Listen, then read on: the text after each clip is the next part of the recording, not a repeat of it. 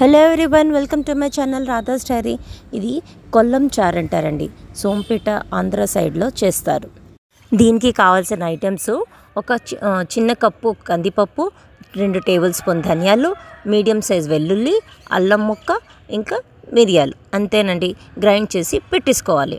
ఇప్పుడు మనం మా అత్తయ్య వంటలు ఎక్స్పర్ట్ కదా, వాళ్ళ చేత చేసి చూపిస్తాం. ఇప్పుడు ఒక సాస్ ప్యాను లేకపోతే చిన్న తీసుకొని దాంట్లో కొంచెం ఆయిల్ వేసుకోవాలండి. జస్ట్ చారుకి ఎలా తాలింపు పెడతాం మనం, అలాగే తాలింపు పెట్టుకోవాలి. ఫస్ట్ కొంచెం ఇంగువ వేసుకోవాలి. ఇంగువ వేసుకొని కొంచెం వేడెక్కిన తర్వాత ఆవాలు, జీలకర్ర, మిరపకాయలు, కరివేపాకు అంతేనండి, ఇంకేం ఉండదు. మా అత్తయ్య చాలా ఎక్స్పర్ట్ అండి వంటల్లోనే. వాళ్ళ చేతుల్లో ఒక మ్యాజికే. సో వాళ్ళ చేత ఇలా చేయిస్తున్నాను. నాకు రాదు ఇది చేయడం, సో వాళ్ళ చేత చేయిస్తున్నాను. చూసాను, ఎంజాయ్. దాని తర్వాత ఇప్పుడు వేసాం కదా, సేమ్ ఇంకేం అవసరం లేదండి.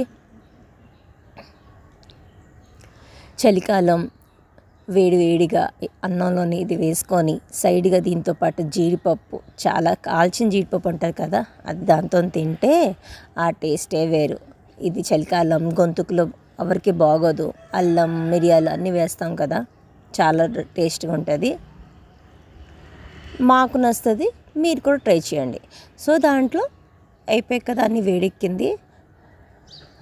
సో వాటర్ వేసారు. దాని తర్వాత పసుపు, ఉప్పు, చింతపండు. దీంట్లో టమాటా వద్దండి. సేమ్ అంత వేసిన తర్వాత బాగా మరిగించాలి.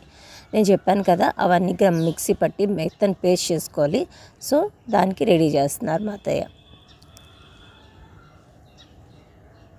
సో అది మెత్తగా పేస్ట్ చేసుకోవాలి. పేస్ట్ చేసుకున్న తర్వాత ఇప్పుడు మనం చారు ఉంది కదండి, ఆ చారులోని చింతపండు వేస్తాం కదా, కొంచెం చింతపండు తీసి సైడ్ పెట్టేసుకోండి. ఎక్కువ పులుపు అవసరం లేదు.